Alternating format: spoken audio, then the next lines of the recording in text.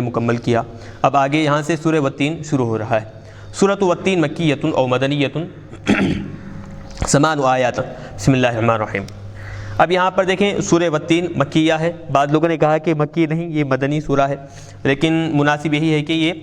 مکی سورہ ہی ہو۔ جن لوگوں نے کہا ہے کہ مدنی ہے وہ لوگ اپنے اپنے پاس دلائل رکھتے ہیں۔ تو سورۃ والتین مکیۃ او مدنیۃ 8 آیات، اس میں کیا ہے، سورہ والتین مکیہ ہے، بعض کے مطابق مدنیہ ہے، اس میں بھی کل کتنے 8 آیتیں ہیں۔ بسم اللہ الرحمن الرحیم، اللہ کے نام سے شروع جو بڑا مہربان نہایت رحم کرنے والا ہے۔ والتین والزیتون، قسم ہے انجیر کی اور زیتون کے درخت کی۔ زیتون کا یا تو درخت مراد ہوگا یا پھر اس سے نکلنے والا جو تیل ہے وہ مراد ہوگا۔ تو قسم ہے انجیر کی اور پھر زیتون کی۔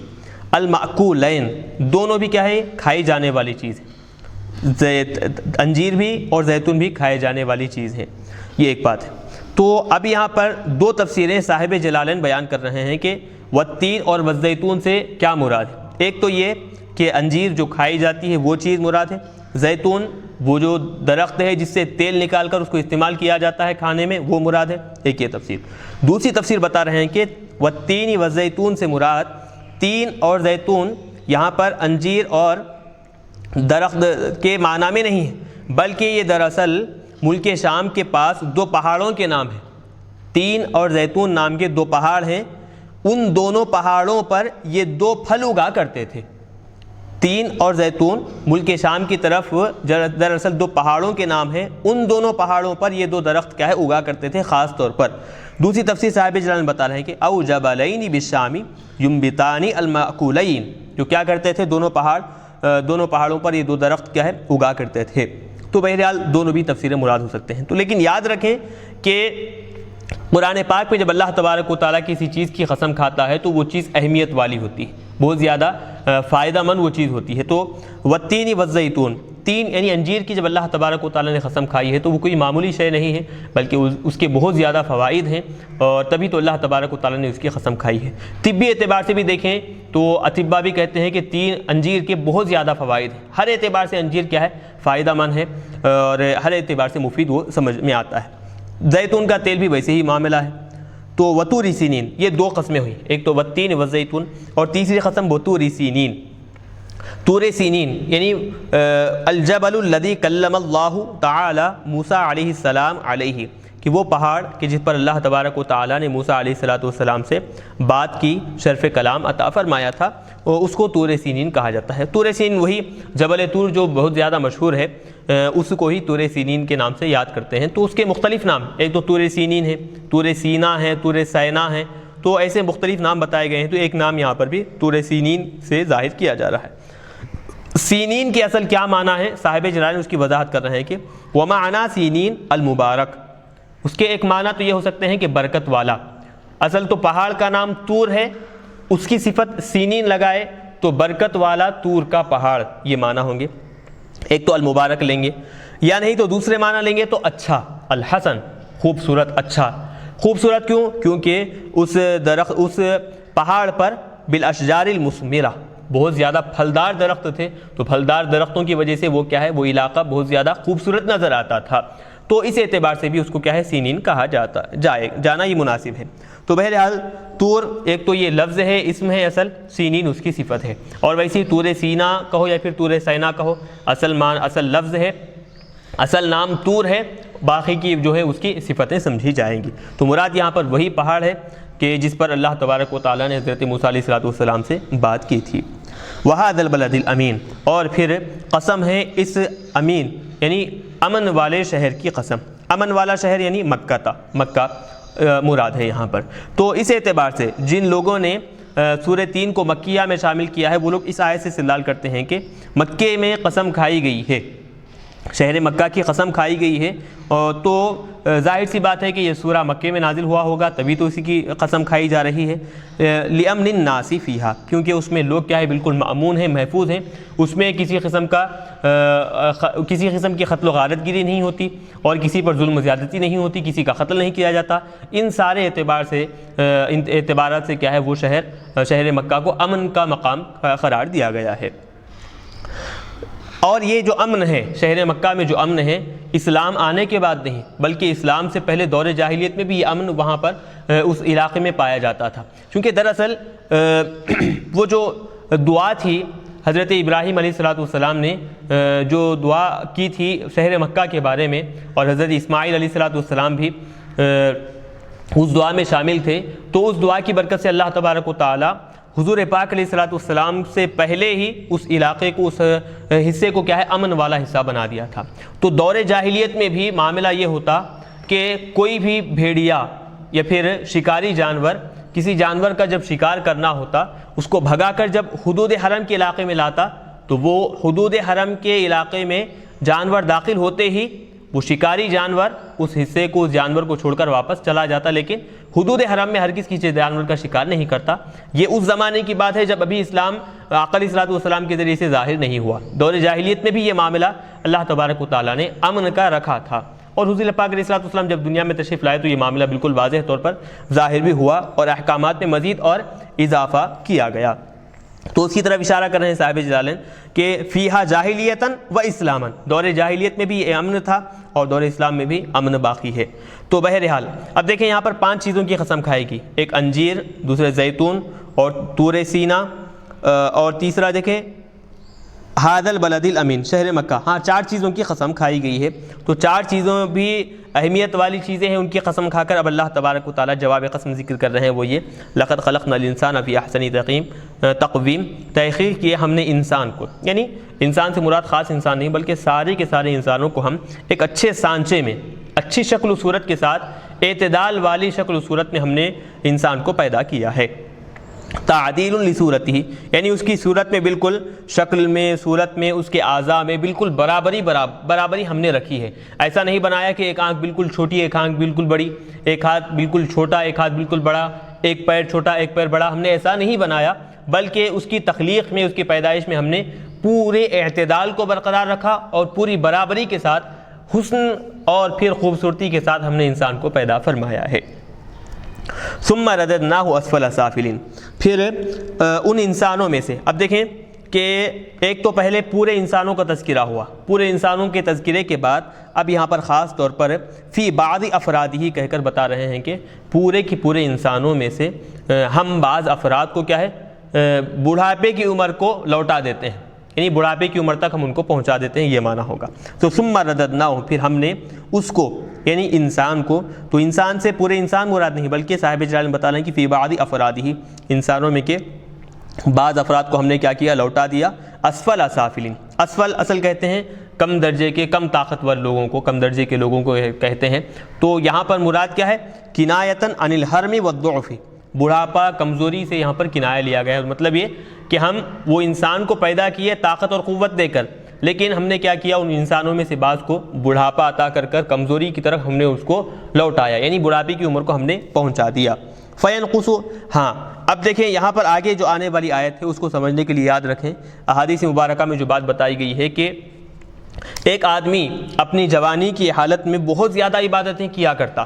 جوانی میں بہت زیادہ عبادتوں میں مصروف رہا کرتا، بہت زیادہ عبادتیں کرتا، تو وہ عبادتوں کے وجہ سے بڑھاپا جب آیا، بڑھاپے میں وہ عبادتیں بہت زیادہ نہیں کر سکا، جوانی میں بہت زیادہ عبادتیں کیا لیکن بڑھاپا اتنی عبادتیں کمزوری کی وجہ سے نہ کر سکا، تو اللہ تبارک و تعالیٰ بیان کرتے ہیں کہ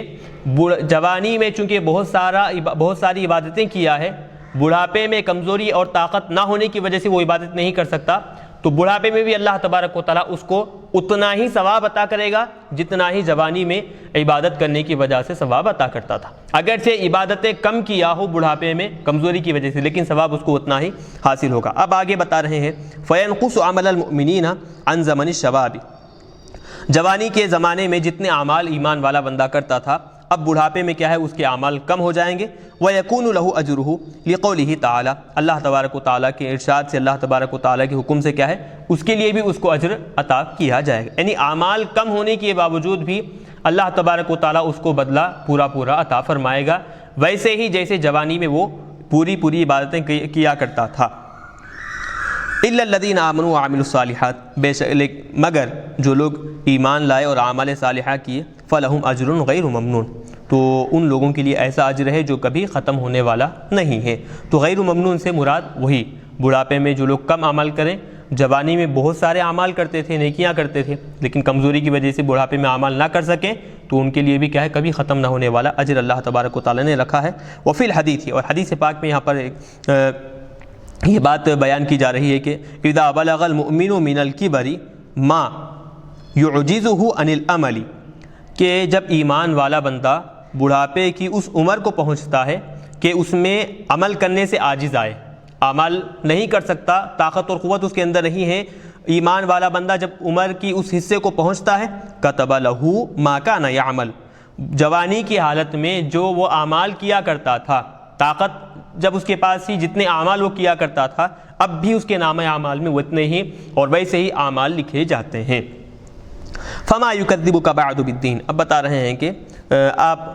آپ کو اے کافرو، اب تم اس کے بعد، یعنی یہ جو تخلیق کا قاعدہ اللہ تبارک و تعالیٰ نے بتایا ہے کہ انسان کو طاقت ہم نے بخشی، پھر اس کے بعد بڑھاپے کی عمر کو پہنچایا، طاقت اس کے اندر سے ختم کر دی، ہم انسان کو پیدا کرنے پر بھی قادر ہیں، طاقت دینے پر بھی قادر ہے، طاقت لینے پر بھی قادر ہے، تو جو ذات ان ساری چیزوں پر قادر ہوگی تو وہ ذات انسان کو دوبارہ پیدا کر اس کو جزا سزا دینا، حساب و کتاب لینا، اس بات پر بھی قادر ہوگی۔ تو جو ایک قاعدہ ہم نے بتا دیا ہے انسان کی پیدائش کا، یہ قاعدہ بیان کرنے کے بعد اے کافرو، اب اس کے بعد تم کیسے حضور کو یا پھر حضور کے احکامات کو جھٹلا سکتے ہو، خاص طور پر قیامت کے دن کو تم کیسے جھٹلا سکتے ہو، اس کا کیسے انکار کر سکتے ہو۔ فما یکذبک، اے کافر، بعد بالدین، اس کے بعد، یعنی بعد ما ذکر من خلق الانسان، انسان کی تخلیق کا، انسان کی پیدائش کا جو تذکرہ ابھی گزرا ہے، اس کے بعد اے کافر تو اب کیسے قیامت کے دن کا کیسے انکار کر سکتا ہے؟ کیسے انسان کی تخلیق جیسے بتائے فی احسن صورت، اچھی، سب سے اچھی صورت میں، عمدہ صورت میں انسان کو پیدا کیا گیا، ثم ردہ الی ارذل العمر، پھر اس کے بعد کیا ہے، عمر کے بالکل کمزور حصے کو پہنچا دیا گیا۔ وہ یہ ساری چیزیں، انسان کو اچھی صورت میں پیدا کرنا، پھر کمزوری کی طرف انسان کو پہنچانا، الدال علی القدرتی علی البعث، وہ اس بات پر دلالت کرتے ہیں کہ مرنے کے بعد دوبارہ اٹھائے جانے پر بھی وہ ذات قادر ہوگی۔ تو جب یہ سب چیزیں تم اپنی آنکھوں سے دیکھ رہے ہو، انسان پیدا ہوتا ہے، طاقتور ہوتا ہے، پھر بڑھاپے کی عمر کو پہنچتا ہے، تو جو ذات ایک انسان کو ان سارے مراحل سے گزارنے پر قادر ہے، تو وہ ذات انسان کو دوبارہ پیدا کرنے پر بھی قادر ہے۔ تو جب اس بات کا تم اقرار کرتے ہو تو پھر بالدین یعنی جزا اور سزا کے دن کا تم کیسے انکار کر سکتے ہو، اس کو کیسے جھٹلا سکتے ہو؟ بالجزاء المسبوق بالبعث والحساب، جو کہ کیا ہوگی، وہ مرنے کے بعد دوبارہ اٹھائے جانے کے بعد ہوگی، اور حساب و کتاب کے بعد جو جزا سزا ہوگی وہ یعنی المسبوق کا مطلب یہ کہ پہلے بعث ہوگا، پھر اس کے بعد حساب و کتاب ہوگا، پھر اس کے بعد جزا اور سزا ہوگی۔ ای مطلب ما یجعلک مکذبا بذلک، کون سی چیز تجھ کو یہ بات کے جھٹلانے پر ابھار رہی ہے؟ کون سی چیز ہے جو تجھ کو یہ اس کام کے، یعنی کہ قیامت کے دن کا جزا اور سزا کے انکار کرنے پر ابھار رہی ہے؟ حالانکہ ولا جاعل لہ، اور اس کا کوئی بنانے والا نہیں ہے۔ مطلب قیامت کے دن کے جو احکامات ہیں، جو باتیں قیامت کے دن واقع ہونے کے بارے میں جو اللہ تبارک و تعالیٰ نے بتائے ہیں، وہ دلائل تو اپنی جگہ پر ہے، لیکن مذکورہ دلائل کے بعد اب کون سی چیز ہے جو تم کو یہ قیامت کے انکار کرنے پر، قیامت کو جھٹلانے پر ابھار رہی ہے؟ حالانکہ ایسی کون سی چیز بھی نہیں ہے جو قیامت کے جھٹلانے کو بتائے۔ ولا جاعل لہ، یعنی قرآن کے دین، یعنی قیامت کے دن کو جھٹلانے پر کوئی چیز بنائی نہیں گئی ہے، تو پھر تم کون سی چیز کو اختیار کر کر قیامت کے دن کا انکار کرتے ہو، اس کو جھٹلاتے ہو؟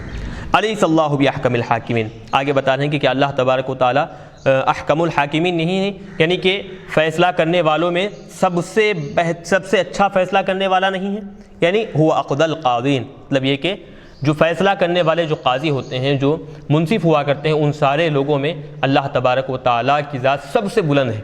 سب سے بہترین اور سب سے صحیح فیصلہ کرنے والی ذات ہے۔ وحکمہ بالجزاء من ذلک، اور پھر جزا اور سزا جو دینے کا جو معاملہ ہے، اس کا جو حکم ہوگا اسی فیصلے کے حساب سے ہوگا کہ جو آدمی جیسے اعمال لے کر آئے گا اس کے حساب سے اس کو بدلہ اور اس کو سزا جزا عطا کی جائے گی۔ چلیے یہاں پر ہے اب حدیث پاک ایک یہاں پر ذکر کر رہے ہیں، وفی الحدیث، اور حدیث پاک میں بات مروی ہے کہ من قرأ بالتین الی آخرھا، جو آدمی سورہ والتین شروع سے لے کر یہاں اس کے آخر تک پڑھے، فلیقل، تو بتایا جاتا ہے کہ اس کے بعد یعنی سورہ 3 کے اختتام کے بعد بلا وانا علی ذلک من الشاہدین، یہ جملہ کہے، یہ زیادہ مناسب ہے، اور حدیث میں اس بات کے کہنے کا حکم دیا گیا ہے۔ بلا کیا ہے یہ دیکھیں، بلا وانا علی ذلک من الشاہدین، یعنی چونکہ آخری آیت میں کیا بات معلوم ہوئی کہ کیا اللہ تبارک و تعالی فیصلہ کرنے والوں میں سب سے سچا فیصلہ کرنے والا نہیں ہے، سوال ہوا تو گویا کہنے والا اپنی طرف سے جواب دے رہا ہے کہ کیوں نہیں، بالکل اللہ تبارک و تعالی سب سے بہترین فیصلہ کرنے والا ہے، اور میں اس بات پر گواہ بھی ہوں، وانا علی ذلک من الشاہدین، اور میں اس بات پر گواہ بھی ہوں، تو گویا جواب دینے والا، یہ کہنے والا اپنی طرف سے جواب دے رہا ہے اللہ تبارک و تعالیٰ کے فیصلے کو، اور اس کے جو صفت ہے حاکم، احکم الحاکمین، اس صفت کو بصر و چشم اور پورے اہتمام کے ساتھ، پورے دلائل کے ساتھ اس کو قبول کرنے والا ہے۔ تو یہاں پر یہ بات، تو حدیث پاک میں یہ بات بتائی گئی ہے کہ سورہ 3 شروع سے اختتام تک پڑھنے والا آدمی یہ کہے، بہت زیادہ ایک تو مفید بھی ہے، اور ایک تو یہ سمجھیں کہ اللہ تبارک و تعالیٰ کی عظمت کا اقرار کرنا بھی اس میں شامل ہوتا ہے۔ تو الحمدللہ یہاں پر ہم نے سورہ والتین مکمل کیا۔ اللہ تبارک و تعالیٰ سے دعا ہے کہنے سننے سے زیادہ عمل کرنے کی توفیق عطا فرمائے، اور جو حضرات اس کی ریکارڈنگ میں تعاون کیے ہیں، کہ اللہ تبارک و تعالیٰ سے دعا ہے کہ ہر اعتبار سے اللہ تبارک و تعالیٰ ان سب کو دنیا اور آخرت میں کامیابی و کامرانی عطا فرمائے، اور پھر اس عمل کو ہمیں اخلاص کے ساتھ جاری رکھنے کی توفیق عطا فرمائے۔ وصلی اللہ تعالی وسلم علی خیر خلق محمد وآلہ وصحبہ اجمعین برحمتک یا ارحم الراحمین، والحمد للہ رب العالمین۔